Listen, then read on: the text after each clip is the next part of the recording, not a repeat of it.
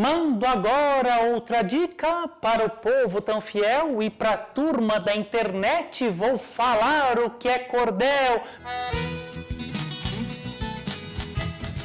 Meus amigos, bom dia, boa tarde, boa noite, boa madrugada. Sejam todos muito bem-vindos à nossa mais importante aula, porque eu vou falar para vocês o que é a literatura de cordel. Quando eu falo de literatura, eu penso em literatura, penso em livros.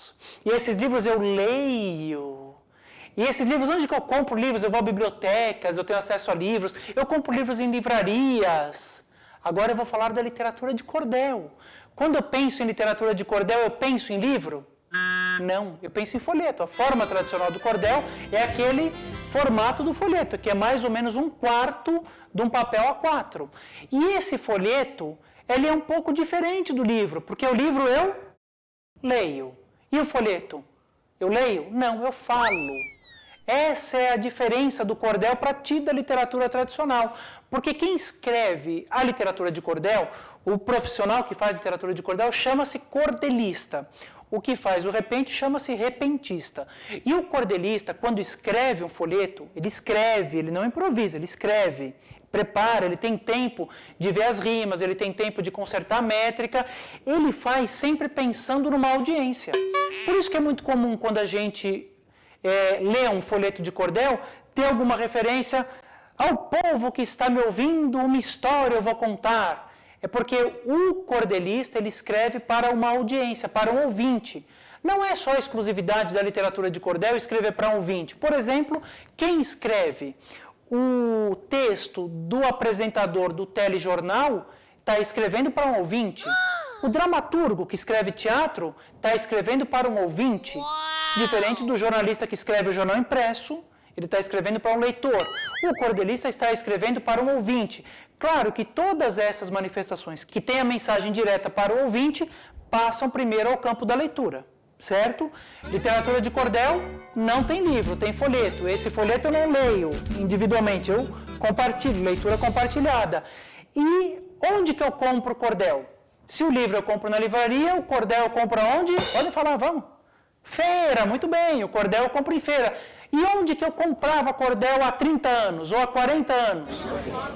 Feira, feira também. Só que o cordel vendido há 40 anos, ele era vendido na feira do interior do Nordeste, as feiras tradicionais. Na mesma feira vendia-se frutas, vendia-se carne, artesanato, era a feira típica tradicional. Hoje, pelo que nós podemos observar ao longo de alguns anos de pesquisa, a gente não tem muito mais a referência desse cordel vendido em feira.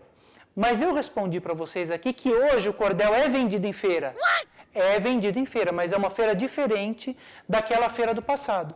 Se aquela feira era a feira da carne, do bode, das verduras, das frutas, hoje o cordel é vendido na feira literária, na feira do livro, na feira cultural, no aeroporto, ou seja, mantém-se a ideia de uma manifestação vendida em feira. O cordel, quando era vendido na feira tradicional, o vendedor de cordel, que poderia ser ou não o escritor, ele usava recursos para tornar a sua fala mais interessante, porque o objetivo principal do cordelista ou do folheteiro era vender o cordel. Então ele tinha que contar uma história de uma maneira muito interessante, para chamar a atenção dos ouvintes, para que eles pudessem comprar o cordel.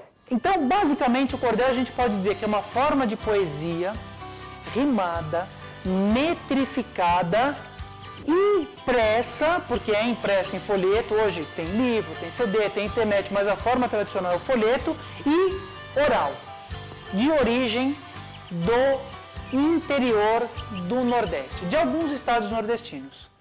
Não podemos esquecer que o cordel abrange dezenas de modalidades, a gente pode mostrar aqui sextilhas, oitavas, décimas, várias métricas. O cordel abrange todas essas manifestações e outras tantas que a gente infelizmente não pôde mostrar aqui, mas vocês não vão ter dificuldade de encontrar na internet, no meu site, isso é super fácil encontrar. Hoje o cordel passa por um momento de transformação muito grande, né, a ideia que nós tínhamos, o que alguns livros ainda tentam passar do cordelista, do repentista, como aquela pessoa dissociada, aquela pessoa de baixa escolaridade, não reflete mais a realidade dos poetas. Estima-se que nós temos mais de 3 ou 4 mil poetas em atividade no Brasil.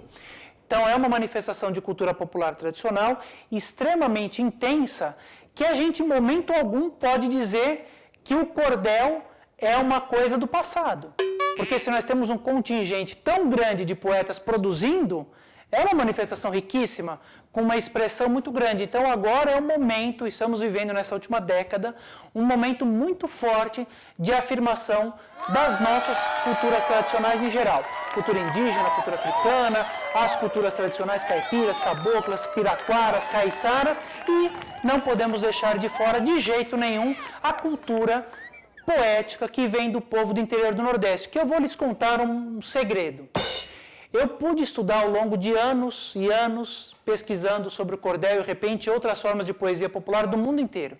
Posso garantir uma coisa, sem a menor sombra de dúvidas, que não existe nenhuma outra forma de poesia popular, nem erudita, com tanta elaboração e com tanto requinte como as modalidades da literatura de cordel e do repente de viola. Isso só falta o Brasil, o brasileiro, a educação, os órgãos culturais, as secretarias de cultura, de Estado, de educação olharem para isso. Porque uma manifestação tão rica não pode passar simplesmente como um folclorezinho, né? Então é questão da gente ver, buscar bons livros, buscar bons sites e sempre vai ser uma experiência muito grande a gente fazer uma leitura individual ou compartilhada do cordel. Ok? Um abraço e até a próxima aula. Tchau, tchau.